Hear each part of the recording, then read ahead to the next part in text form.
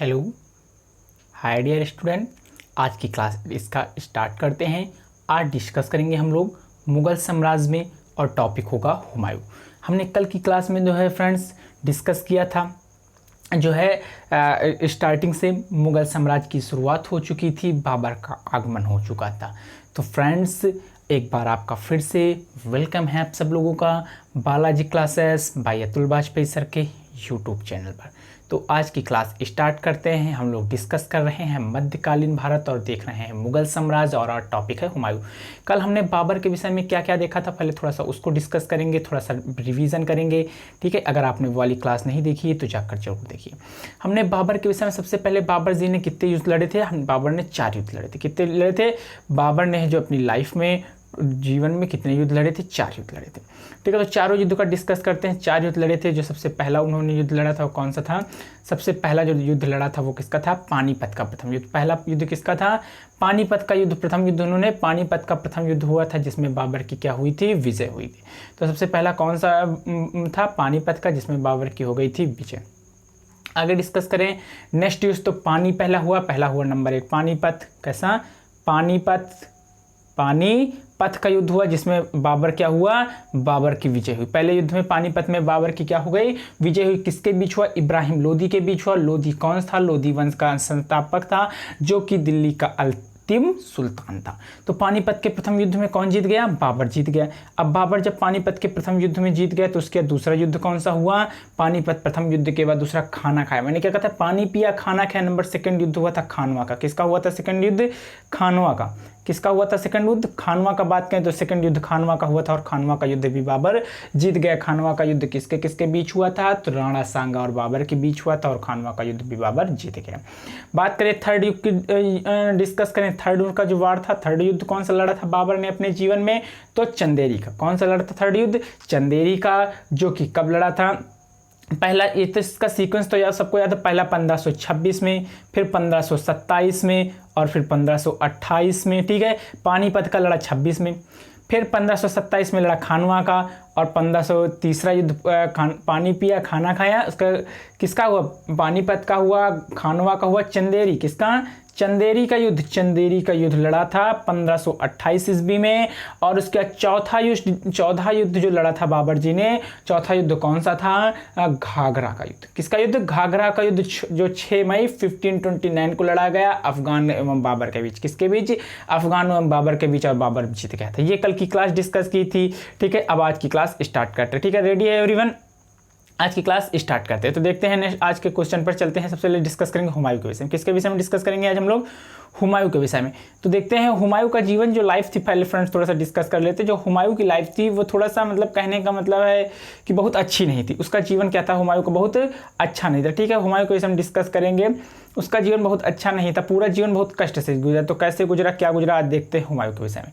हम लोग डिस्कस कर रहे हैं और टॉपिक होगा हुमायूं। हुमायूं कब आया? देखो बाबर आया था 1526 में। बाबर कब आया था? 1526 में। और चला कब गया? 1530 में।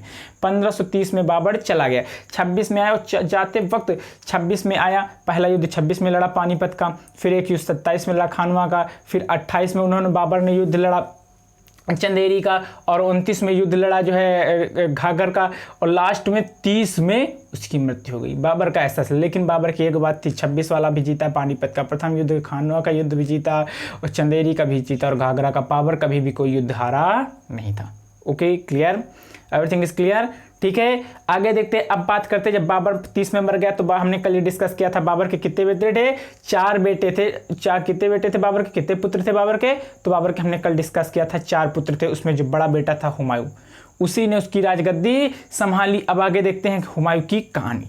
तो अभी तक रिकैप देख रहे थे, अब आज, ठीक है, आज तो कहानी शुरू हो चुकी है। हुमायूं 1530 में आ चुका है, जो कि 1556 तक चला। कितने तक चला? 30 में आया था, 56 चला। इसका पूरा नाम नसीरुद्दीन हुमायूं, जो कि 29 दिसंबर 1530, कब? 29 दिसंबर 1530 ईस्वी को आगरा में 23 वर्ष, कब? 23 की अवस्था में सिंहासन पर बैठा। जो बाबर थे इनके पिता, वो कब सिर्फ 11 ईयर्स के थे, तो तब वो गद्दी पर 11-12 ईयर्स की एज के मिडल में वो गद्दी पर बैठे थे। लेकिन ये अब जो कितने 23 ईयर्स में, कौन, हुमायूं 23 ईयर्स की एज में गद्दी पर बैठा, ठीक है। और गद्दी पर जब सिंहासन पर बैठा तो सबसे पहले क्या, बदख्शा का क्या था, सूबेदार था इससे पहले गद्दी पर बैठने से। फ्रेंड्स आपके लिए बहुत ही अच्छी ये शानदार शार्ट नोट लाई गई है, ठीक है।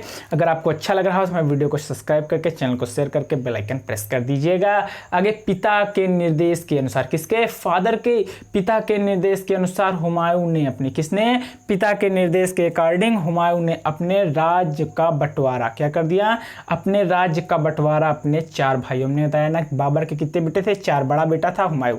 तो हुमायूं का पूरा नाम था नसीरुद्दीन हुमायूं, जो 29 दिसंबर 1530 ईस्वी में 23 वर्ष की अवस्था में सिंहासन पर बैठ गया और पहले बदख्शा का सूबेदार था। पिता के निर्देश के अनुसार हुमायूं ने अपने राज्य का बंटवारा अपने भाइयों में, 4 भाइयों में कर दिया।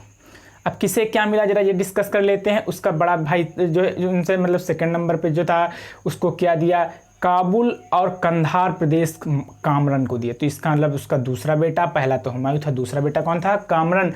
तो कामरन को क्या क्या मिला, काबुल प्रदेश और जो है काबुल और गंधार दे दिया, 2 जो है प्रदेश दे दिए। कामरन को संभाल किसे दिया, अस्करी को। तीसरा बेटा कौन था, अस्करी था। और अलवर और मेवाड़, कौन कौन से, अलवर और मेवाड़ दे दिए हिंदाल को। किसे दे दिए, हिंदाल को दे दिए।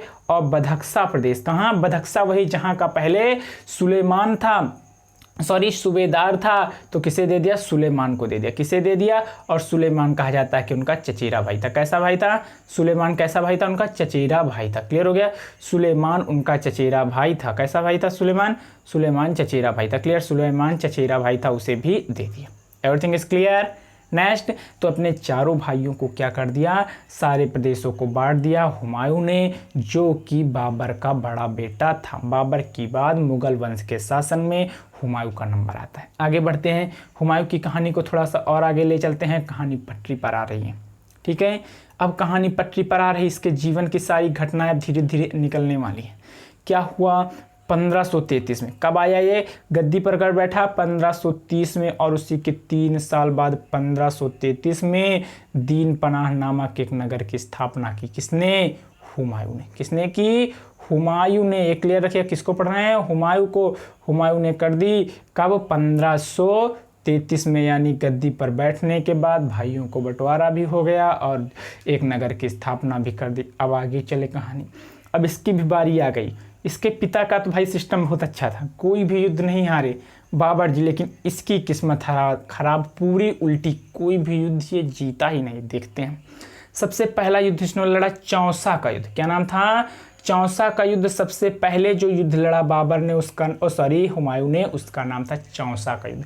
फ्रेंड्स, चौसा का एक लगता आम भी होता है, चौसा की आम प्रजाति है ना, आम की एक प्रजाति है चौसा, तो बस इससे आपको ये युद्ध याद रहेगा। तो आम वाला युद्ध, चौसा वाला युद्ध किसने लड़ा था, तो किसने, हुमायूं ने लड़ा था। किसकी बात कर रहे हैं हम लोग, हुमायूं को डिस्कस कर रहे हैं, चीज याद रखिए, हुमायूं, ठीक है, हुमायूं को डिस्कस कर रहे हैं। तो ये युद्ध लड़ा कब, 25 जून, कब, 25 जून, कौन सी डेट थी, 25 जून, 25 जून 1539, 1539, कब, 25 जून, यानी गर्मी थी, गर्मी की छुट्टी चल रही थी क्या, हाँ अभी तो इस समय पूरी टोटली छुट्टी चल रही है, क्योंकि जो है कोविड-19 चल रहा है, बहुत सब लोगों ने छुट्टियां मार ली ना।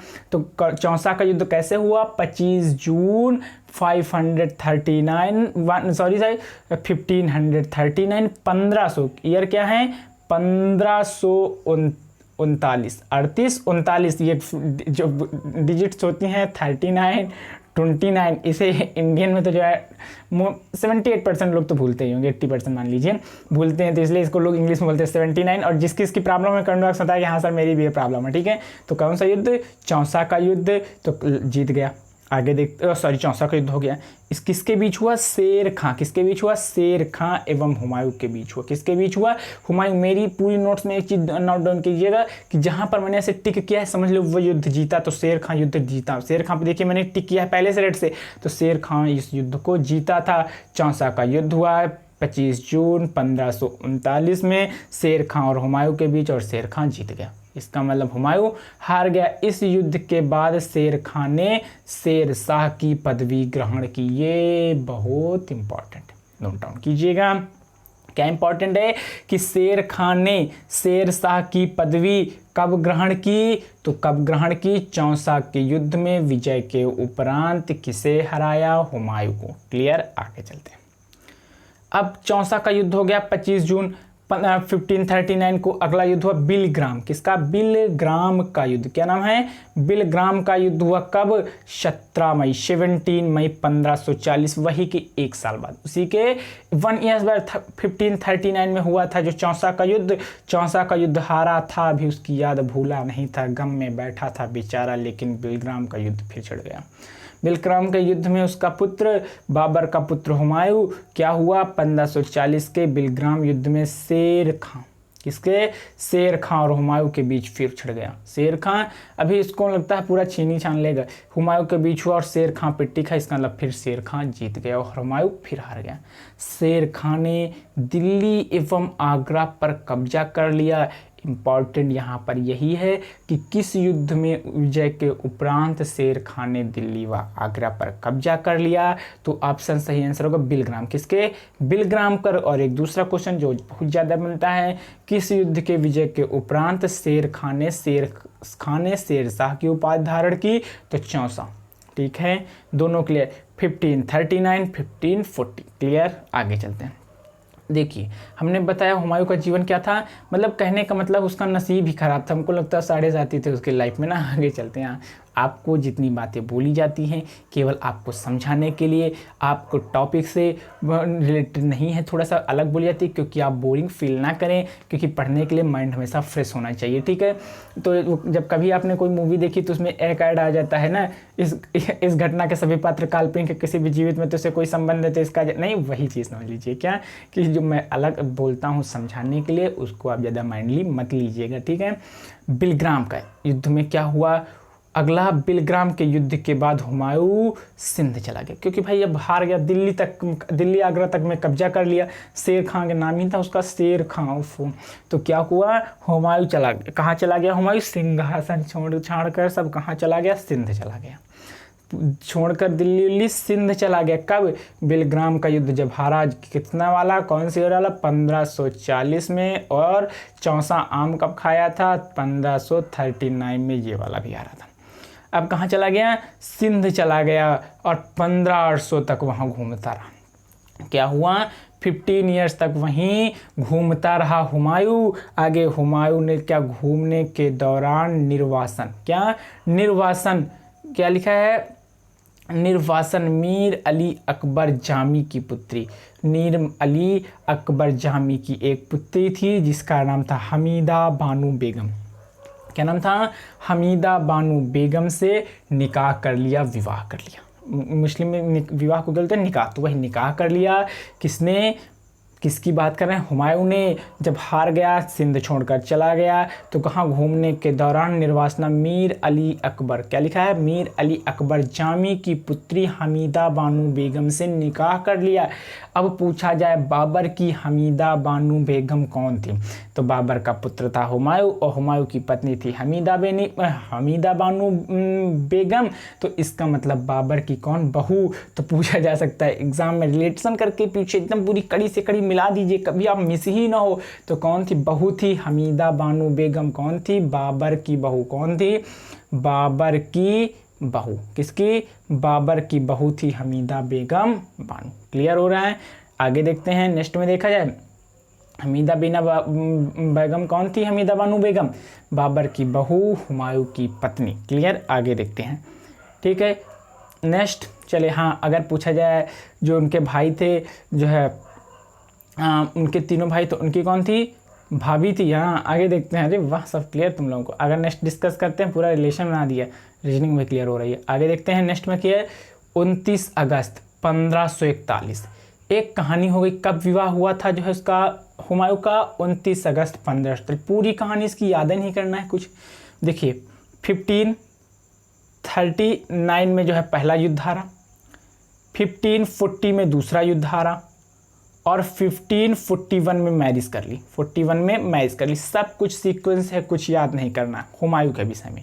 अब इसकी क्या हो गई, शादी कर ली, विवाह कर लिया। 1541 ईस्वी को निकाह यानी विवाह कर लिया। किसने, हुमायूं ने 29 अगस्त को। ठीक है, आगे लिखता हमीदा ने अकबर को जन्म, महान अकबर, ये असली हीरो है। इसकी एंट्री होगी पढ़ने में एकदम इंटरेस्ट, एकदम छा जाएंगे, एकदम तहलका मच जाएगा। हमीद ने अकबर, नेक्स्ट क्लास इसी की होगी। हमीद ने अकबर को जन्म दिया। फ्रेंड्स ये इस वीडियो के 1 के लाइक जो है और 1 के व्यूज़ का दोनों का है, जितने देखें सब लाइक, तो 1 के लाइक और 1 के व्यूज़ का टारगेट है इस वीडियो का। सभी लोग जल्द से जल्द शेयर कर दीजिए, कंप्लीट होना चाहिए। हमीदा ने अकबर को जन्म दे दिया। किसका हुआ, हमीदा ने अकबर। एक कहानी कही होती है, आपने ये सुना होता है, हर कामयाब व्यक्ति के पीछे एक औरत का हाथ होता है, तो इसमें यही हुआ। अब क्या किया, जो इनकी पत्नी थी हमीदा जी, तो हमीदा जी ने क्या कहा, अब युद्ध के लिए इन्हें फिर से तैयार किया।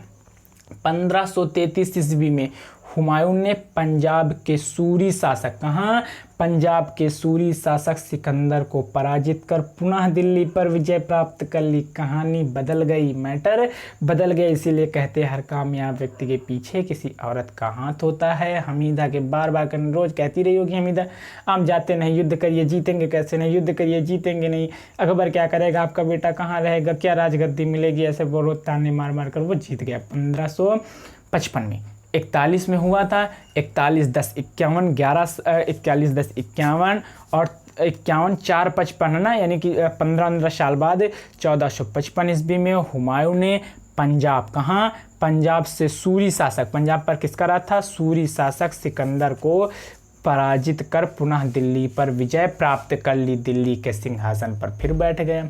आगे कहते हैं, इसके अलावा कहानी इसकी धीरे धीरे खत्म ही होने वाली। आगे देखते हैं, डेट क्या है, 1 जनवरी, एक डेट कौन सी, 1 जनवरी, 1 जनवरी, 1 जनवरी 1556 ईस्वी। ईयर कौन सा था, 1 जनवरी 1556 ईस्वी को दीन पनाह, क्या था, दीन पनाह भवन में, क्या, दीन पनाह भवन में स्थित पुस्तकालय में शेर मंडल, तो यहाँ से एक क्वेश्चन पहले गेट कीजिए, 56 में, ईयर कौन सा था, 1556 में। पुस्तकालय का नाम याद रख ली, शेर मंडल, पुस्तकालय के क्या नाम था, शेर मंडल की सीढ़ियों से गिर के कारण मृत्यु हो गई। किसकी, हुमायूं की, किसकी, हुमायूं की मृत्यु हो गई। हुमायूं की क्या हो गई, मृत्यु हो गई। ठीक है, हुमायूं की मृत्यु हो गई, किस कारण, सीढ़ियों से गिरने के कारण। 1 जनवरी 1556 ईस्वी में दीन पनाह में पुस्तकालय शेर मंडल से सीढ़ियों से गिरने से मृत्यु हो गई। हुमायूं की कहानी खत्म। अब हुमायूं के विषय में जरा किसने क्या कहा ये भी देख लेते हैं। हुमायूं जी, काम खत्म।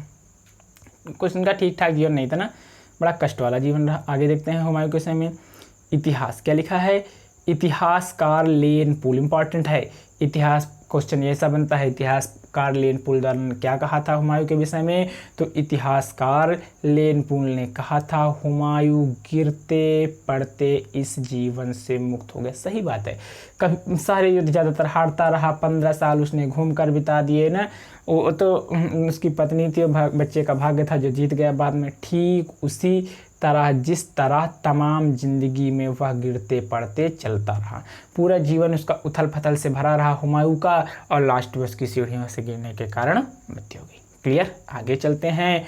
हुमायूं नामा, क्या नाम है, हुमायूं नामा की रचना गुलबदन बेगम ने की थी। किसने की थी, गुलबदन बेगम ने हुमायूं नामा की रचना की थी। अब क्वेश्चन आपसे एक यहाँ बताना है आपको कमेंट बॉक्स में कि जो है बाबरनामा की रचना किसने की थी। किसकी, बाबरनामा पुस्तक की रचना किसने की थी। बाबर की आत्मकथा थी ना बाबरनामा, तो किसने की थी, अब्दुल रहीम खान खाना। क्या नाम था उनका, अब्दुल, याद कर लीजिए, अब्दुल रहीम खान खाना। क्या नाम था, अब्दुल रहीम खान खाना, अब्दुल रहीम खान खाना। ठीक है, अब्दुल रहीम खान खाना ने, तो याद रखिए इतना नोट डाउन जरूर नाम रखिए, खान खाना ने। किसने? खान खाना ने की थी बाबरनामा। बाबर कौन थे? हुमायूं के पिताजी। जो बाबरनामा की रचना की थी, जो है बाबर की आत्मकथा थी। ठीक है, तो यहाँ इनकी अगर इनके विषय में हुमायूं नामा, उधर बाबरनामा थी, तो इनकी कौन सी नाम थी? हुमायूं नामा। इनकी रचना थी गुलबदन बेगम। अच्छा, गुलबदन बेगम कौन थी ये भी आपको कमेंट सेक्शन में बताना है। अभी हमने ऊपर डिस्कस किया है, गुलबदन बेगम के विषय में अभी हमने डिस्कस किया। ठीक है, चले आगे देखते हैं। हुमायूं ज्योतिष में विश्वास रखता था। कहानी खत्म, बस द एंड होने वाला है। बहुत अच्छी इंटरेस्टिंग थी। हुमायूं ज्योतिष में विश्वास रखता था, इसलिए सप्ताह के 7 दिन रंग के कपड़े, मतलब अलग अलग रंग, 7 दिन यहाँ अलग मिस हो गए, 7 दिन अलग अलग रंग के कपड़े पहनने के नियम बनाए थे। अलग अलग रंग के कपड़े पहनता था। ठीक है, ये हुमायूं से रिलेटेड बहुत आसान है। हमने बताया कि एक सीक्वेंस 1539 पहला, 1540 दूसरा, है ना, दूसरा युद्ध 15 सब इसी तरह लेकिन से 1555 में अगली कहानी। सारे सीक्वेंस याद हो जाएंगे, कोई दिक्कत नहीं। आगे हुमायूं द्वारा लड़े गए 4 युद्ध भी देख लेते हैं। हुमायूं द्वारा लड़े गए 4 युद्ध। देवराय का युद्ध 1531 ईस्वी में, चौसा का युद्ध 1539 ईस्वी में, बिलग्राम 1540 ईस्वी में और हर हिंद 1555 ईस्वी। तो जीता कौन सा था? हरयुद्ध वाला। बिलग्राम भी हारा और चौसा भी हारा। बिलग्राम में हारने के बाद सब कुछ राज्य तक गंवा दिया और चौसा का युद्ध भी वो हार गया था। ठीक है, सरहिंद का युद्ध में फिर से विजय प्राप्त कर दिल्ली की गद्दी पर पा गया। तो हुमायूं का जीवन बहुत था। सही बात कही है जिसने भी हुमायूं के विषय में कही है, लेनपूर्ण जी ने बहुत अच्छी बात कही थी। क्या कही थी? कि वह गिरते कौन? हुमायूं गिरते पड़ते इस जीवन से मुक्त हो गया। गिरते पड़ते, ठीक उसी तरह जिस तरह तमाम जिंदगी से वह गिरते पड़ते चलता था। ठीक है दोस्तों, अगर जो है आपको ये वीडियो अच्छा लगा है तो एक बार देखिए क्या दिखा रहा हूँ मैं। हाँ, मेरे YouTube चैनल को अभी तुरंत सब्सक्राइब कर लीजिए। ऐसे देखिए, सब्सक्राइब कैसे करना, टिंग सब्सक्राइब कर लीजिए। ठीक है, ये देखिए आ गया ना, सब्सक्राइब कर लीजिए और बेल आइकन को भी प्रेस कर दिया।